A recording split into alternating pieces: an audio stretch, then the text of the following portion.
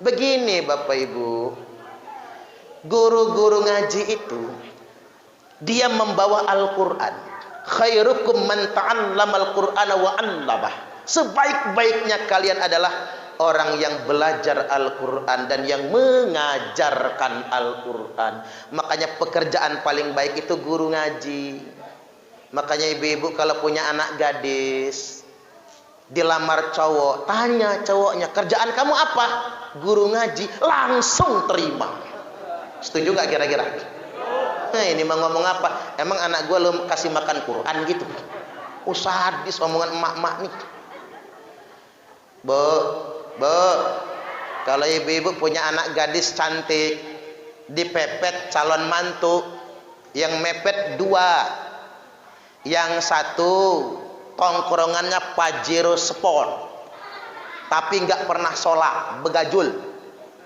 Yang satu guru ngaji, tongkrongannya sepeda jengki.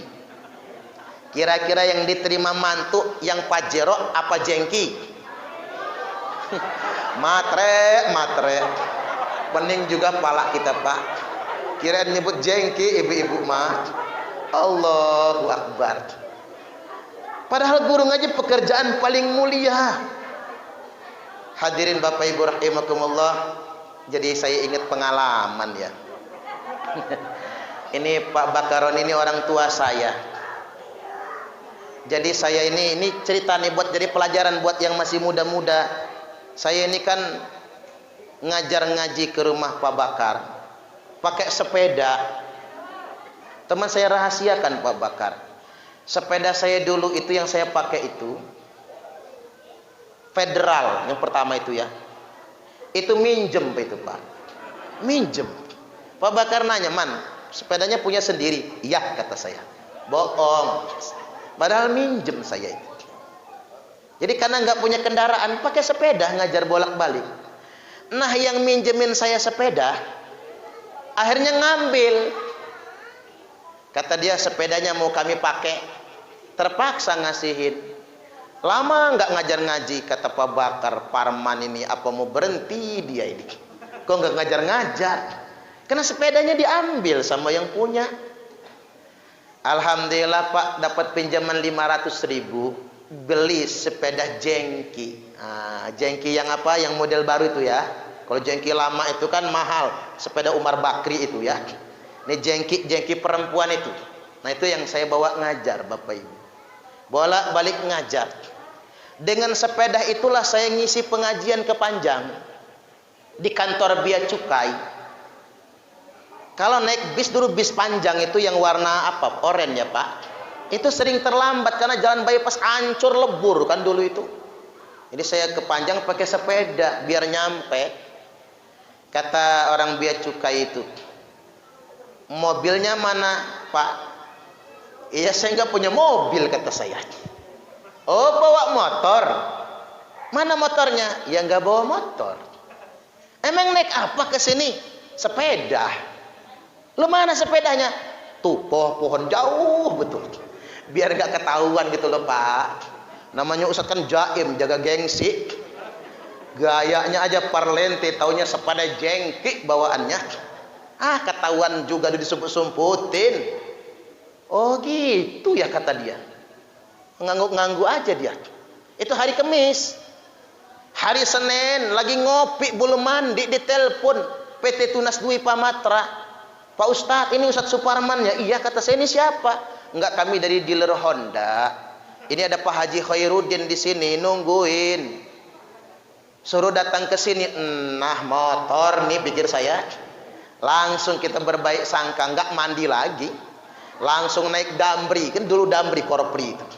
Naik Damri turun di Jalan Raden Intan samping Gramedia itu Pak. Sampai sana bener kata Haji Khairuddin, pilih motor. Tapi jangan yang mahal-mahal kata dia. Padahal sudah saya ngeliat Supra X itu loh Pak. Kan keren kan? Saya nanya sales marketingnya, ini yang paling murah mana? Ini Fitz X. Harganya 10.500.000. Ini aja kata saya.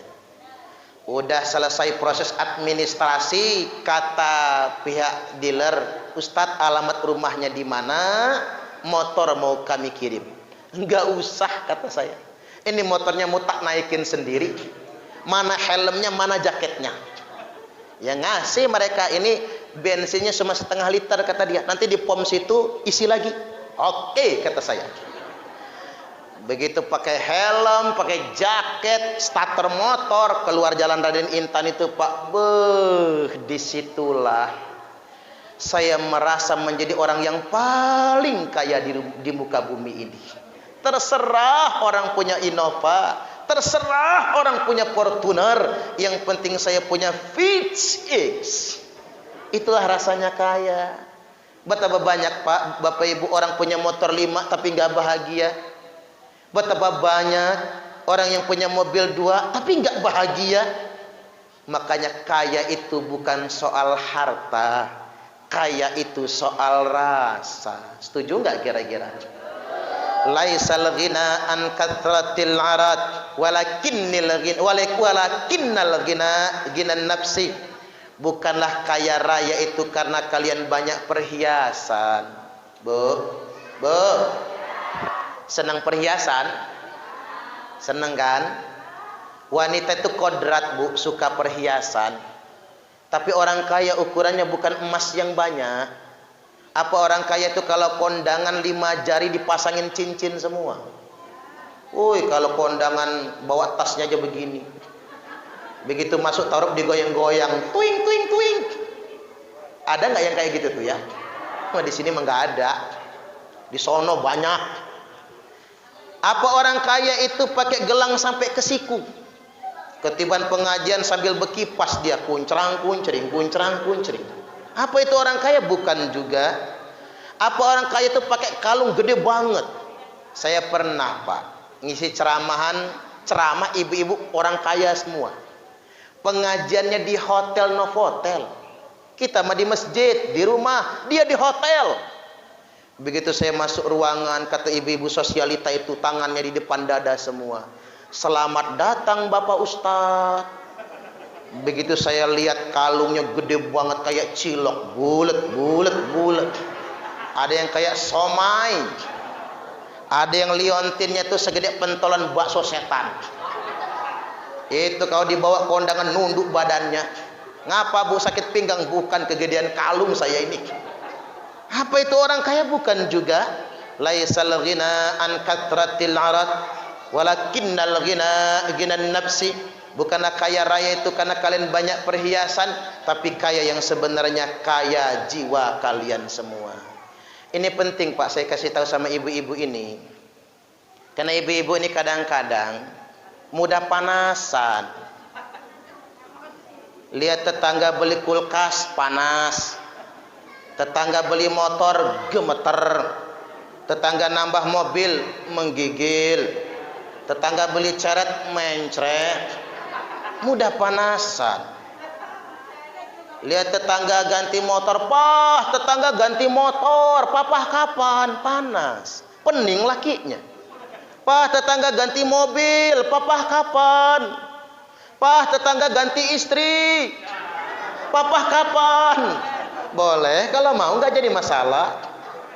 Jadi Bapak Ibu hadirin wal hadirat rahimakumullah, jangan panasan. Hidup ini harus bahagia. Kita kaya hari ini lebih banyak yang lebih kaya dari kita. Iya Pak ya? Sudahlah, syukur yang punya kita saja. Alhamdulillah. Apalagi ini zaman pandemi.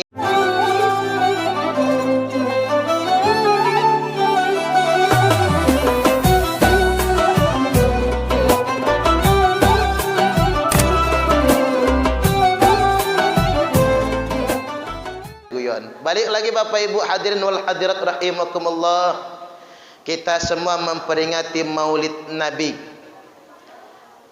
Dulu di tanggal 12 Rabiul Awal, Ibunda Aminah pas bersalin kontraksi itu sendirian, nggak ada yang menemani. Maka datang 4 wanita mulia. Yang datang ini arwah, bukan jasad. Wanita yang pertama datang Hawa, nenek moyang kita, istri Nabi Adam alaihi salam, bersinar. Nyusul wanita kedua, yakni Sarah, istri Nabi Ibrahim alaihi salam. Nyusul wanita ketiga Asiyah. Nah ini kerennya Pak. Yang dua istri Nabi, yang ketiga istri Fir'aun. Ini hikmah bagi kita. Asiyah wanita penghulu surga, Fir'aun dedengkotnya neraka. Makanya sabar kalau ibu-ibu punya laki kayak Fir'aun. Sabar ya Bu. Kalau ibu-ibu sabar, ibu-ibu masuk surga. Si Fir'aun tuh masuk neraka. Ya enggak ada lah ya Pak laki kayak Fir'aun. Yang ada juga laki hidung belang, mata keranjang. Udah hidungnya belang, matanya keranjangan, bajingan tengik juga. Saking tengiknya enggak enak lagi dimakan. Mau dibuang sayang, enggak dibuang menyakitkan. Ada enggak yang kayak gitu Bu? Yang mana orangnya? Oh enggak ada kalau di sini ya. Bapak-bapaknya soleh semua. Jadi Asiyah wanita ketiga, bukan Aisyah beda. Kalau Aisyah pakai ain sama alif hamzah. Kalau Asiyah pakai alif langsung. Yang keempat Maryam. Siapa Maryam? Ibunda Nabi Isa Al-Masih alaihi salam. 4 wanita yang menemani. Lalu membantu bersalin, datanglah bidan Sifa binti Amr membantu persalinan. Lahirlah Nabi sebelum subuh dalam keadaan tengkurap. Ya kalau tengadah keselak juga dia, keselak air ketuban. Dalam keadaan tengkurap langsung meletakkan tangan di lantai sujud. Jadi Nabi itu lahir dalam keadaan sujud. Maka bidan mengatakan laki-laki. Orang Arab kalau lahir anak laki-laki senang bukan main. Didengar oleh paman Nabi yang kafir Quraisy, yakni Abu Lahab. Ngedengar keponakannya laki-laki, dia senang dan gembira. Di hari Senin itu langsung sedekah memerdekakan budak. Makanya lama kemudian Abu Lahab mati. Abbas paman Nabi, adiknya Abu Lahab, mimpi ketemu Abu Lahab di kubur itu. Kata Abbas, Lahab apa kabar? Waduh gua nggak enak. Tiap hari disiksa siang malam. Cuman libur tiap hari Senin. Hebat juga ya Pak, anak sekolah libur Minggu. Dia libur Senin. Lo ngapa libur? Dikarenakan dulu waktu keponakan kita lahir, Muhammad, aku gembira dan aku memerdekakan seorang budak. Gara-gara itu Allah bebaskan siksa kubur untukku tiap hari Senin. Subhanallah. Kita ini bukan Abu Lahab Pak, bukan Abu Jahal juga.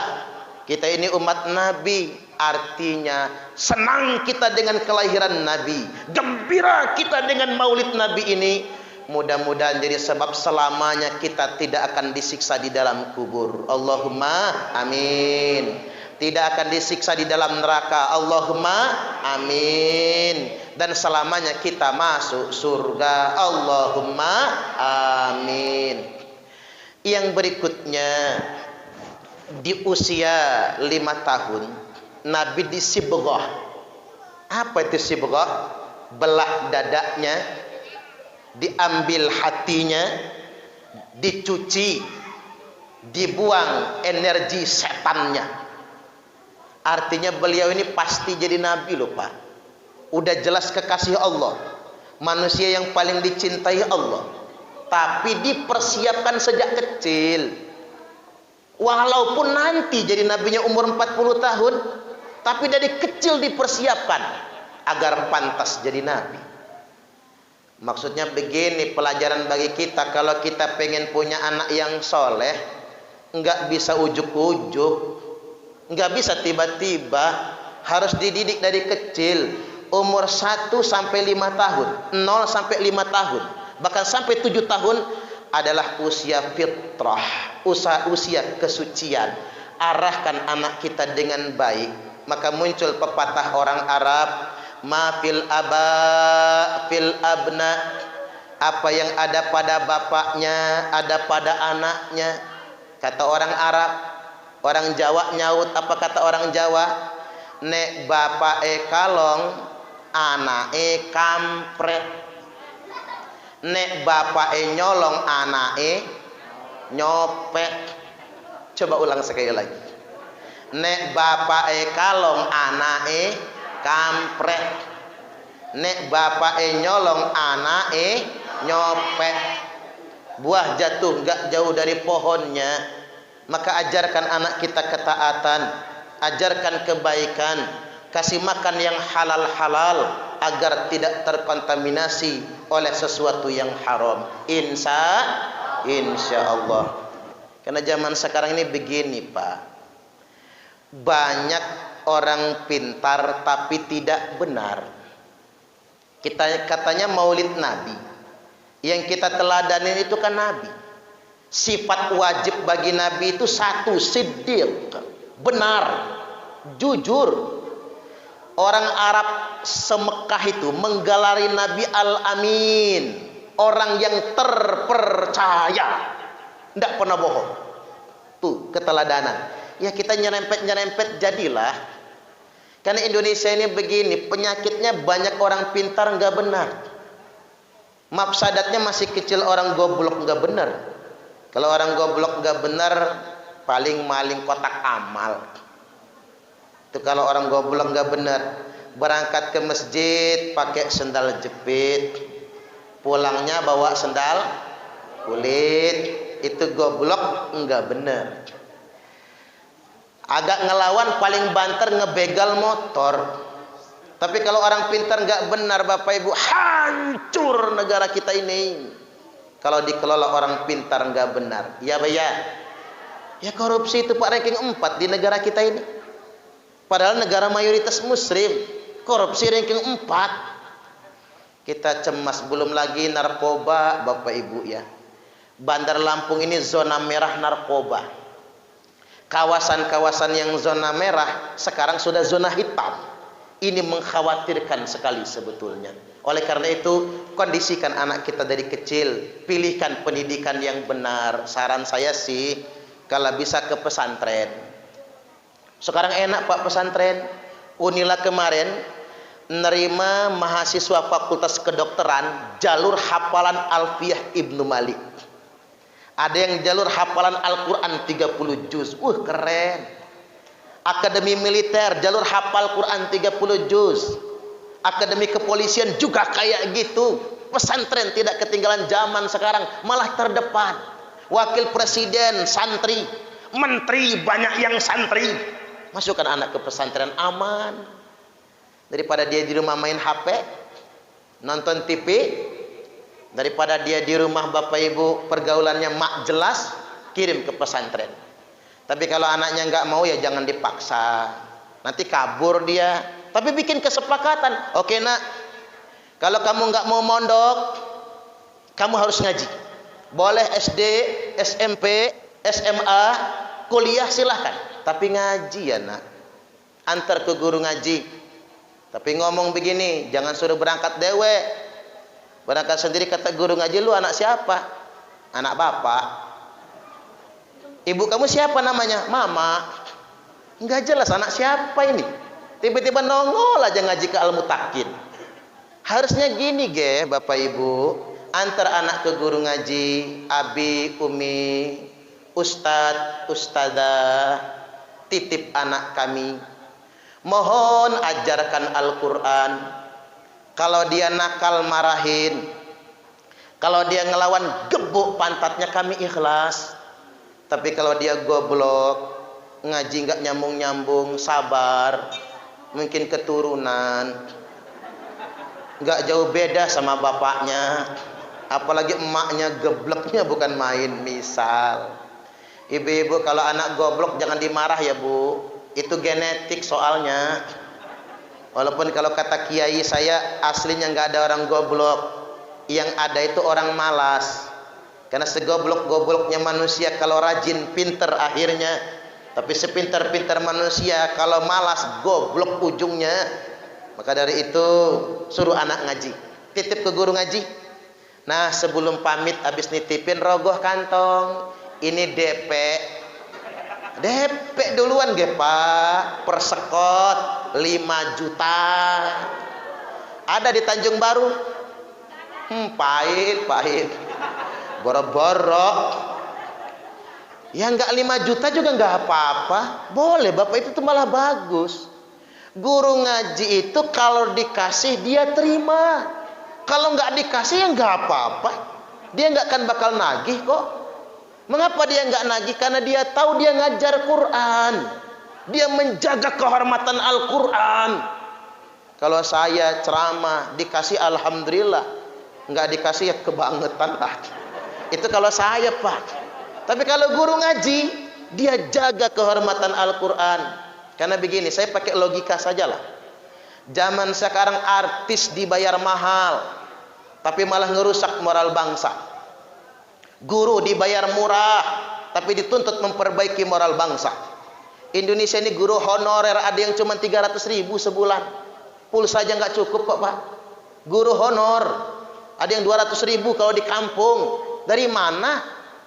Artis nyanyi satu lagu, Via Valen, saya nganti memutih rambutku rak bakal luntur tresnoku, pret. Satu lagu 30 juta nyanyi nggak nyampe 5 menit. Siti Badriah cuman nyanyi emang lagi santik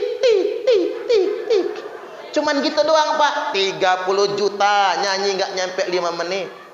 Yang paling mahal Agnes Monica, satu lagu 200 juta nyanyi nggak nyampe 5 menit. Nah saya ceramah bengak-bengok kayak gini, mana 1 jam lagi. Enggak segitunya. Enggak jihad. Goyoan Bapak Ibu, jangan serius ngambilnya itu. Ceramah serius amat ya ngantuk lah. Makanya enggak boleh serius-serius amat.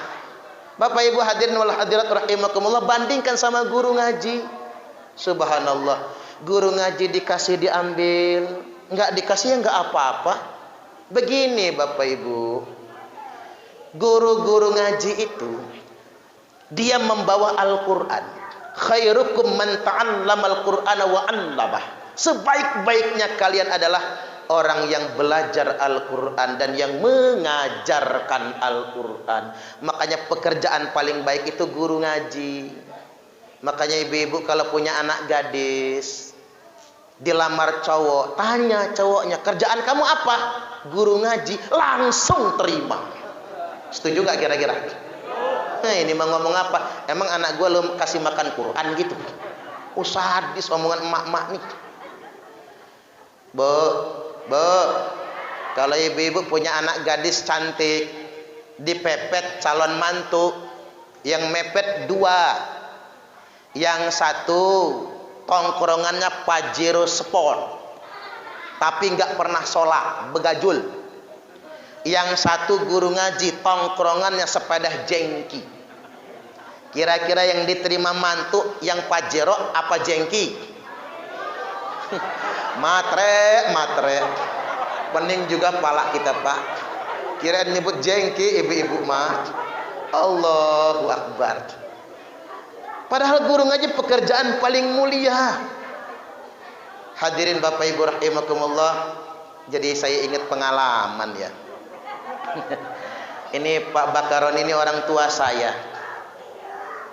Jadi saya ini cerita nih buat jadi pelajaran buat yang masih muda-muda. Saya ini kan ngajar ngaji ke rumah Pak Bakar pakai sepeda. Teman saya rahasiakan Pak Bakar, sepeda saya dulu itu yang saya pakai itu Federal yang pertama itu ya, itu minjem itu Pak, minjem. Pak Bakar nanya, man sepedanya punya sendiri? Iya kata saya. Bohong, padahal minjem saya itu. Jadi karena nggak punya kendaraan pakai sepeda ngajar bolak-balik. Nah yang minjemin saya sepeda akhirnya ngambil. Kata dia sepedanya mau kami pakai, terpaksa ngasihin. Lama nggak ngajar ngaji, kata Pak Bakar, Parman ini apa mau berhenti dia ini? Kok nggak ngajar-ngajar? Karena sepedanya diambil sama yang punya. Alhamdulillah Pak dapat pinjaman 500.000. beli sepeda jengki. Jengki yang apa? Yang model baru itu ya. Kalau jengki lama itu kan mahal. Sepeda Umar Bakri itu ya. Ini jengki perempuan itu. Nah itu yang saya bawa ngajar Bapak Ibu. Bolak-balik ngajar. Dengan sepeda itulah saya ngisi pengajian ke Panjang. Di kantor Bea Cukai. Kalau naik bis dulu, bis Panjang itu yang warna apa? Oranye ya Pak. Itu sering terlambat karena jalan bypass hancur lebur kan dulu itu. Jadi saya ke Panjang pakai sepeda biar nyampe. Kata orang Bea Cukai itu, mobilnya mana Pak? Iya saya nggak punya mobil kata saya. Oh bawa motor. Mana motornya? Ya nggak bawa motor. Emang naik apa ke sini? Sepeda. Lu mana sepedanya? Tuh pohon jauh betul. Biar nggak ketahuan gitu loh Pak. Namanya Ustadz kan jaim, jaga gengsi. Gayanya aja parlente, taunya sepeda jengki bawaannya. Ketahuan juga disumput-sumputin. Oh gitu ya kata dia. Ngangguk-ngangguk aja dia. Itu hari Kamis. Hari Senin lagi ngopi belum mandi ditelepon PT Tunas Dwi Pamatra. Pak Ustadz ini Ustadz Suparman ya. Iya kata saya, ini siapa? Enggak, kami dari dealer Honda. Ini ada Pak Haji Khairuddin di sini nungguin. Suruh datang ke sini. Nah motor nih pikir saya. Langsung kita berbaik sangka, enggak mandi lagi. Langsung naik Damri, kan dulu Damri Korpri itu. Naik Damri turun di Jalan Raden Intan samping Gramedia itu Pak. Sampai sana bener kata Haji Khairuddin, pilih motor. Tapi jangan yang mahal-mahal kata dia. Padahal sudah saya ngeliat Supra X itu loh Pak. Kan keren kan? Saya nanya sales marketingnya, ini yang paling murah mana? Ini Fitz X. Harganya 10.500.000. Ini aja kata saya. Udah selesai proses administrasi, kata pihak dealer, Ustadz alamat rumahnya di mana? Motor mau kami kirim. Enggak usah kata saya. Ini motornya mau tak naikin sendiri. Mana helmnya, mana jaketnya. Yang ngasih mereka ini bensinnya cuma 0,5 liter kata dia. Nanti di pom situ isi lagi. Oke kata saya. Begitu pakai helm, pakai jaket, starter motor, keluar Jalan Raden Intan itu Pak, disitulah saya merasa menjadi orang yang paling kaya di muka bumi ini. Terserah orang punya Innova, terserah orang punya Fortuner, yang penting saya punya Fitz X. Itulah rasanya kaya. Betapa banyak Pak, Bapak Ibu orang punya motor 5 tapi nggak bahagia. Betapa banyak orang yang punya mobil 2 tapi nggak bahagia. Makanya kaya itu bukan soal harta, kaya itu soal rasa. Setuju nggak kira-kira? Laisal ghina an kathratil arad walakinnal ghina nafsi. Bukanlah kaya raya itu karena kalian banyak perhiasan. Bu senang perhiasan? Senang kan? Wanita itu kodrat Bu, suka perhiasan. Tapi orang kaya ukurannya bukan emas yang banyak. Apa orang kaya itu kalau kondangan 5 jari dipasangin cincin semua? Kalau kondangan bawa tasnya aja begini. Begitu masuk taruh digoyang-goyang, tuing tuing tuing. Ada nggak yang kayak gitu tuh ya? Di sini mah nggak ada. Di sono banyak. Apa orang kaya itu pakai gelang sampai ke siku? Ketiban pengajian sambil berkipas dia kuncrang kuncring. Apa itu orang kaya? Bukan juga. Apa orang kaya itu pakai kalung gede banget? Saya pernah Pak ngisi ceramah ibu-ibu orang kaya semua. Pengajiannya di hotel Novotel. Kita mah di masjid, di rumah, dia di hotel. Begitu saya masuk ruangan, kata ibu-ibu sosialita itu tangannya di depan dada semua. Selamat datang Bapak Ustadz. Begitu saya lihat kalungnya gede banget kayak cilok, bulet. Ada yang kayak somai. Ada yang liontinnya tuh segede pentolan bakso setan. Itu kalau dibawa kondangan nunduk badannya. Ngapa Bu sakit pinggang? Bukan, kegedean kalung saya ini. Apa itu orang kaya? Bukan juga. Laisal ghina an katratil arad walakinnal ghina ghinan nafsi. Bukanlah kaya raya itu karena kalian banyak perhiasan, tapi kaya yang sebenarnya kaya jiwa kalian semua. Ini penting Pak, saya kasih tahu sama ibu-ibu ini. Karena ibu-ibu ini kadang-kadang mudah panasan. Lihat tetangga beli kulkas panas, tetangga beli motor gemeter, tetangga nambah mobil menggigil, tetangga beli ceret mencret, mudah panasan. Lihat tetangga ganti motor, pah tetangga ganti motor, papah kapan? Panas, pening lakinya. Pah tetangga ganti mobil, papah kapan? Pah tetangga ganti istri, papah kapan? Boleh kalau mau, nggak jadi masalah. Jadi Bapak Ibu hadirin wal hadirat rahimakumullah, jangan panasan. Hidup ini harus bahagia. Kita kaya hari ini, lebih banyak yang lebih kaya dari kita. Iya Pak ya. Sudahlah, syukur yang punya kita saja. Alhamdulillah. Apalagi ini zaman pandemi. Saya ingin ingatkan Bapak Ibu, masker itu hanya alat bantu.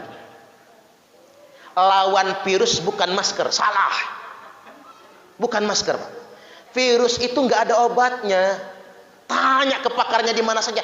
Virus corona nggak ada obatnya. Yang ada cuma vaksin. Orang yang divaksin belum tentu tidak kena corona.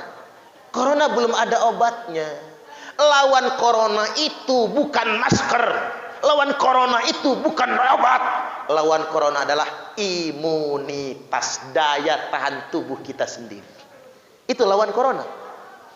Mau pakai masker tebal juga masih kena, tapi imun. Makanya kita minum apa? Vitamin, multivitamin, jahe, madu, habatus sauda, ngebantu imun, itu maksudnya. Dan faktor utama penunjang imun bukan makanan, tapi pikiran. Makanya kalau kata dokter, penyebab penyakit bukan makanan, maka jangan terlalu banyak pantangan. Penyebab penyakit itu pikiran. Dan pikiran yang paling membebani adalah cicilan. Makanya berhentilah nyicil tuh Bu. Ini mobil nyicil, motor nyicil, kulkas nyicil, kursi nyicil, sprint bed nyicil, seragam pengajian. Ketahuan. Berhentilah dulu nyicil itu. Biar tenang pikiran kita Pak. Sudah ada Avanza second, ya sudah Avanza jadilah. Yang penting hati-hati makainya. Udah ada motor jelek jadilah, yang penting jalan. Apa sih hidup kita ini? Jadi pelit orang kalau banyak utang itu Pak. Orang kota ini kaya-kaya tapi pelit. Ada saudara kampung jauh-jauh datang ke kota. Ditanya, kapan pulangnya? Masya Allah. Ditanya kapan pulang. Takut repot kalau ngejamu saudara dari kampung. Padahal balik kita ke kampung Pak, orang kampung, motor nggak punya, mobil tak punya, rumah mereka panggung kayu. Woi, nangkep ayam Pak, susahnya sampai ditembakin pakai bedil tuh ayam. Saudara dari kota datang ke kampung, nggak boleh kemana-mana kalau belum makan. Betapa senang mereka menyebut orang kota. Ketimbang mereka yang ke kota ditanya kapan pulang. Mengapa orang kota jadi pelit? Bukan karena mereka miskin, karena kebanyakan cicilan.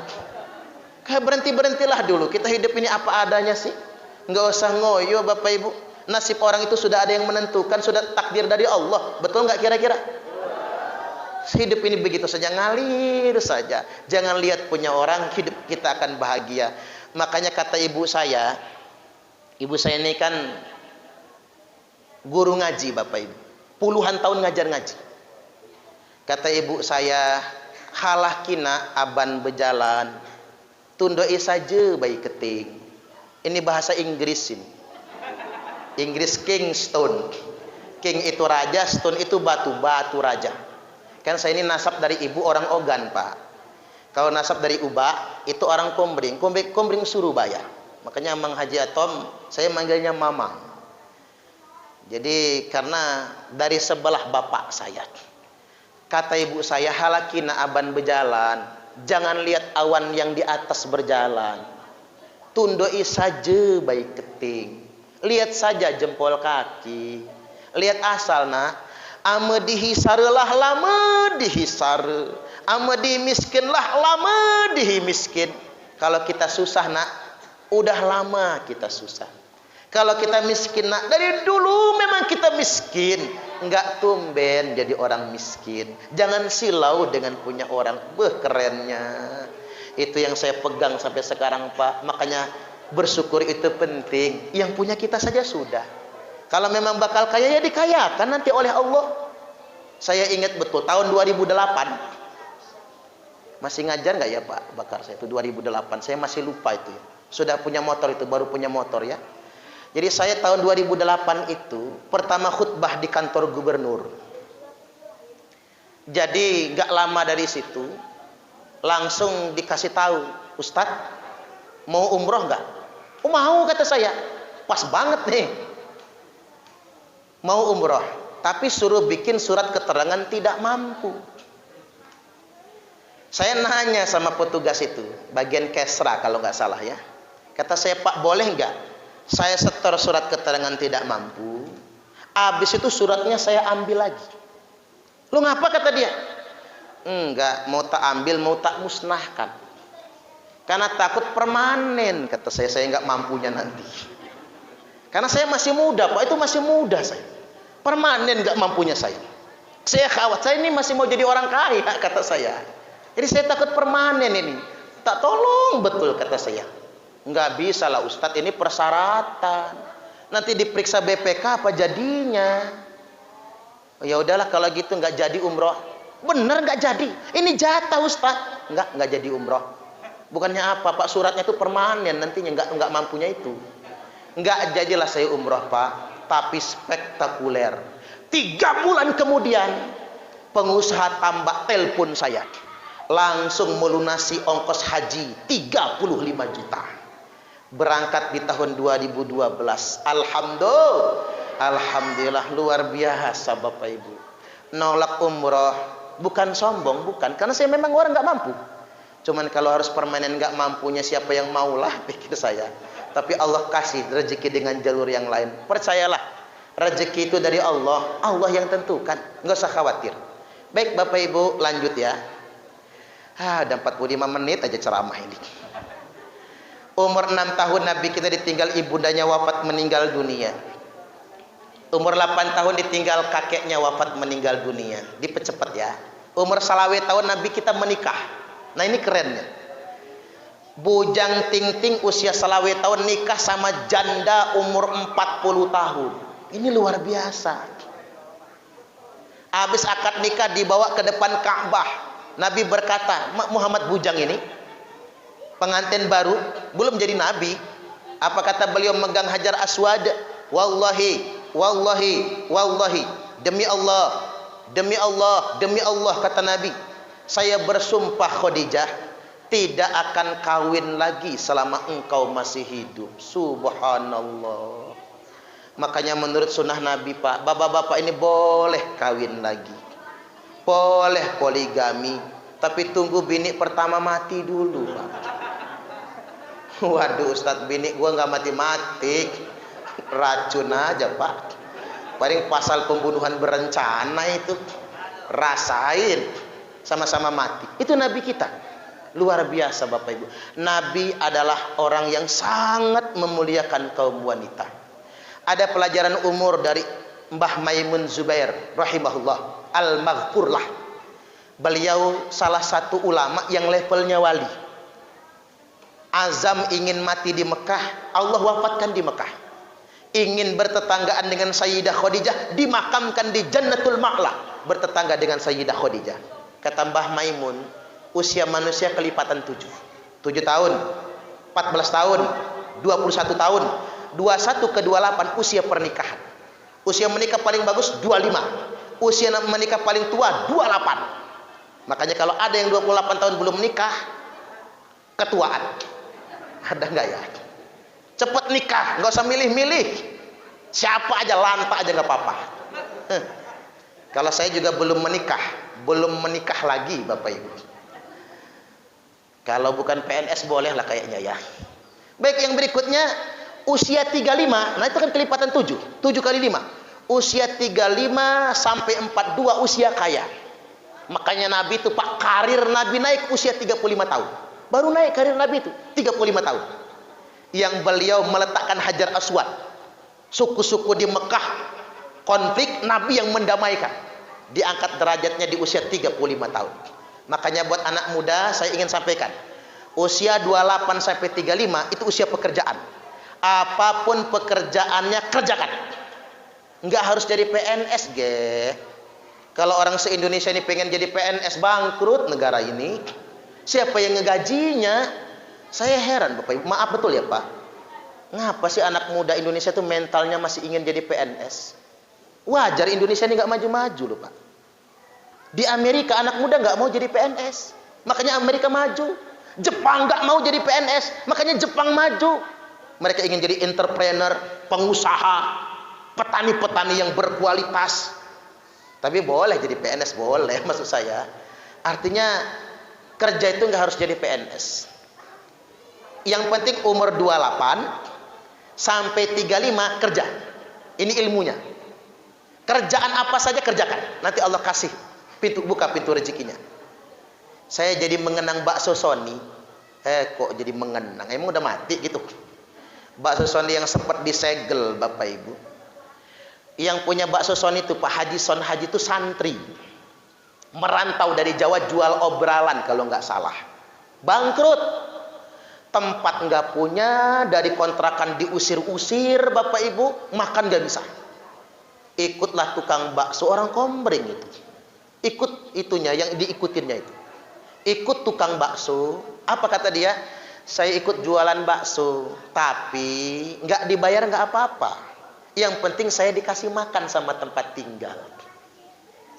Hanya azam bekerja saja.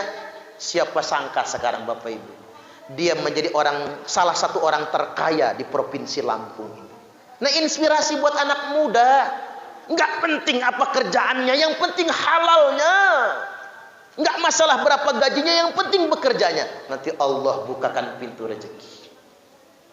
Itu yang punya begadang sekolah aja enggak Pak Haji Dasril Sultan Bagindo. Sekarang Pak Haji Dasril itu orang terkaya nomor 5 di provinsi Lampung. Enggak sekolah itu. Kata saya, ayah, enggak nyalon wali kota, enggak. Saya tahu enggak punya ijazah. Gimana mau nyalonnya ya Pak? Enggak, kata dia. Tapi kaya. Kalau mau kaya itu nasib dari Allah kok. Makanya usia 35 sampai 42 itu usia kaya. Makanya kalau 35 sampai 42 kaya, insya Allah bakal kaya selamanya. Tapi kalau usia 35 42 melarat, ya terima melarat lah. Kan kaya enggak harus urusan harta. Kaya juga soal rasa. Usia 40 tahun Nabi kita diangkat menjadi Rasul. Usia 53 tahun beliau hijrah dari Mekah ke Madinah. Usia 63 tahun beliau wafat meninggal dunia. 63 itu kelipatan 7 juga. Makanya usia ajal itu 56 sampai 63. Ingat Bapak Ibu, usia ajal 56 sampai 63. Yang sudah usia 56 siap-siap. Enggak lama lagi mati. Ini percayalah sama saya, 56 sampai 63 itu usia aja. Tapi kalau sudah 63 lewat, 63 lewat ya Pak, apalagi sampai 70, panjang umur. Betul itu kata Mbah Maimun Zubair, usia krisis kematian itu 56 sampai 63. 63 ke atas usia panjang umur. Nabi di usia 63 tahun, falamma jaa yaumul isnin min syahri Rabiul Awal, tibalah hari Senin bulan Rabiul Awal. Jadi Nabi itu lahirnya Senin, wafatnya juga Senin tanggal 12 Rabiul Awal. Makanya kita ini ikut Nabi Bapak Ibu, karena kita umat Nabi, kita juga akan dimatikan pada hari kita dilahirkan. Nabi lahir Senin, wafatnya Senin. Nah, besok hari Rabu. Ada nggak Bapak Ibu yang lahirnya hari Rabu?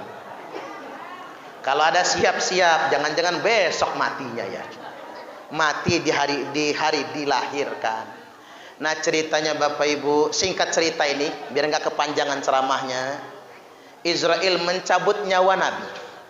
Dicabut nyawa Nabi pelan-pelan dari ubun-ubun. Yang pertama kali mati telapak kaki.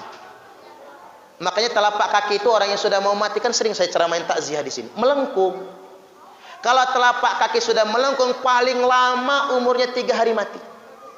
Coba periksa telapak kaki masing-masing. Jangan-jangan sudah ada yang melengkung. Tulang belakang kalau orang yang sudah mau mati itu lepek, rata dengan lantai. Kalau terlentang di lantai, duduk pun mesti cari senderan. Coba lihat yang nyender-nyender ya Pak. Aduh, yang udah miring sangat siap-siap aja. Jangan-jangan gak lama lagi. Kalau masih tegak, panjang umur. Tarik nyawa Nabi sampai di lututnya, sampai di pinggangnya, sampai di udelnya, sampai di dada. Ketika nyawa Nabi sampai di dada, beliau berwasiat, usikum bisolah, aku wasiatkan kepada kalian semua jaga sholat. Gak muluk-muluk, jaga sholat. Jangan sampai kayak kata orang sholat zuhur mepet asar, asarnya numbur maghrib, maghribnya mentok isya, isyanya ketiduran, subuhnya kesiangan. Ketiban sholat subuh niatnya begini, usalli fardhu subhi raka'ataini mustaqbilal qiblati kodoan lillahi ta'ala. Lo kodoan Pak jam 8 sholat subuhnya. Istrinya nyusul, apa kata istrinya? Usalli fardhu subhi raka'ataini mustaqbilal qiblati, kesiangan lillahi ta'ala. Lo kok kesiangan Bu, jam 9 sholat subuhnya. Nanti anaknya niru, apa kata anaknya? Usalli fardhu subhi wal zuhri wal asri wal maghribi wal isya'i kroyoan oplosan lillahi ta'ala. Hancur sholatnya. Walaupun masih mending. Kalau kata orang Jakarta, subuh maraton, zuhur ke salon, asar main badminton, maghrib mainin handphone, isya nonton sinetron, mati kena smackdown malaikat Israel. Tarik lagi nyawa Nabi sampai di kerongkongan. Ketika nyawa Nabi sampai di tenggorokan, nah hampir mendekati batas akhir ini, Nabi bersabda, ittaqun nisa, takutlah akan wanita. Ittaqun nisa, hati-hati dengan wanita. Ittaqun nisa, selamatkan kaum wanita. Lu ngapa? Karena kebanyakan wanita masuk neraka. Maaf, jangan marah sama saya lo. Itu sabda Nabi. Tak bacain dulu hadisnya.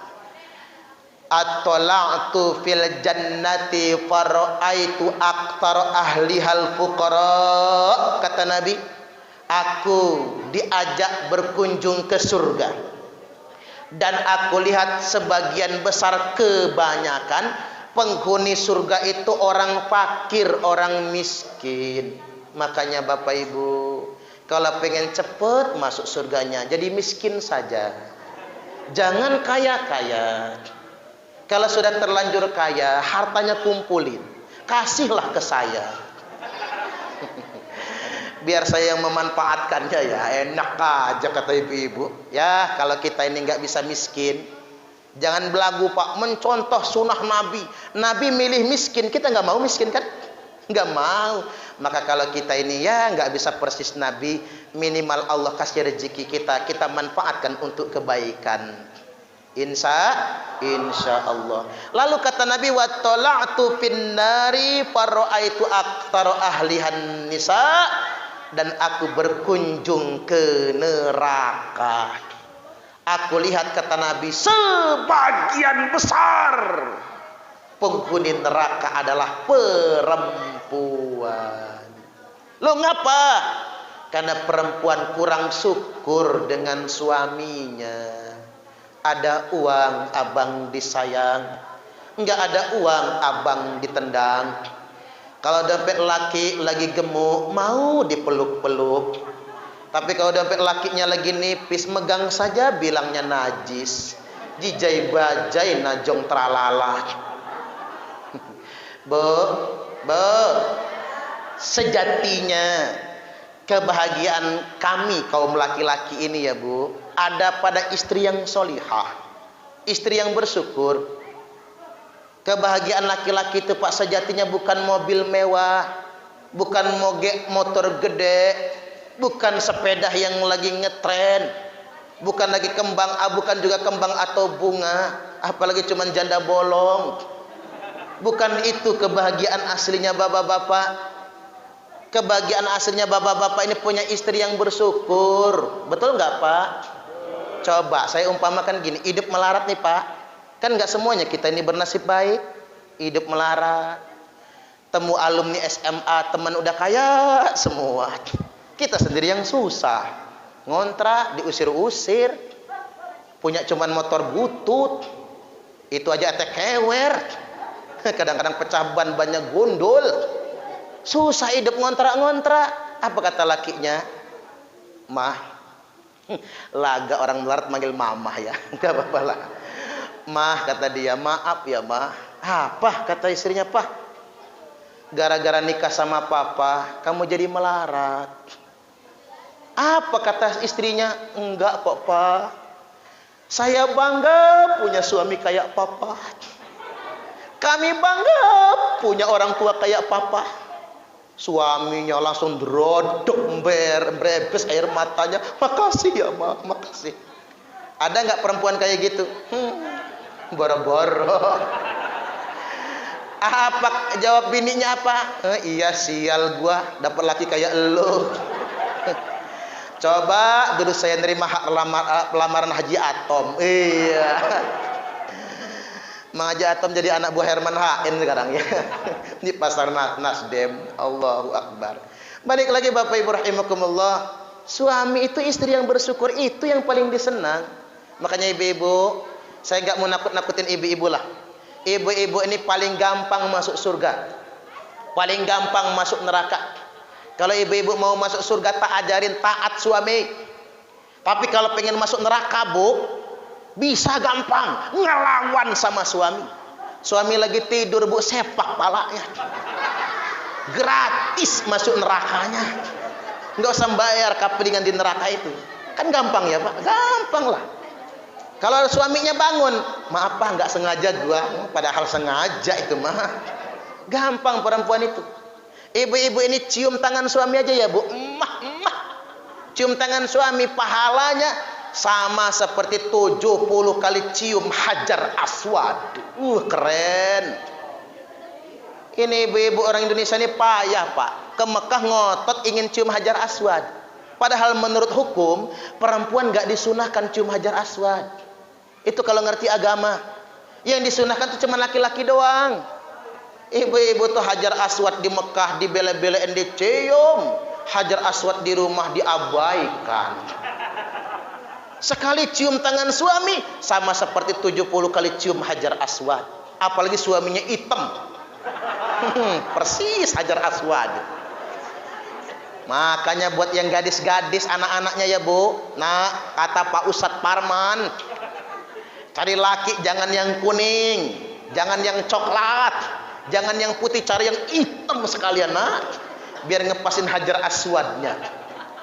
Ibu-ibu nyuci baju suami, nah khusus baju suami jangan pakai mesin cuci dan jangan pakai tukang cuci. Khusus baju suami cuci sendiri. Karena satu lembar baju suami ibu-ibu akan mendapatkan 1000 pahala. Dicabut 2000 dosa. Sekarang ibu-ibu berhitung, kalau sehari 10 lembar baju suami itu, 2 celana dalam. Bapak-bapak ganti nggak celana dalam? Ya kalau jorok lah. 24 jam celana dalamnya cuma 1. Jorok. 2 kan minimal celana dalam sehari. Kaos dalam 3, kaos oblong 4, kemeja 5, koko 6, baju kerja 7, celana panjang 8, kolor pendek 9, yang ke-10 sarung.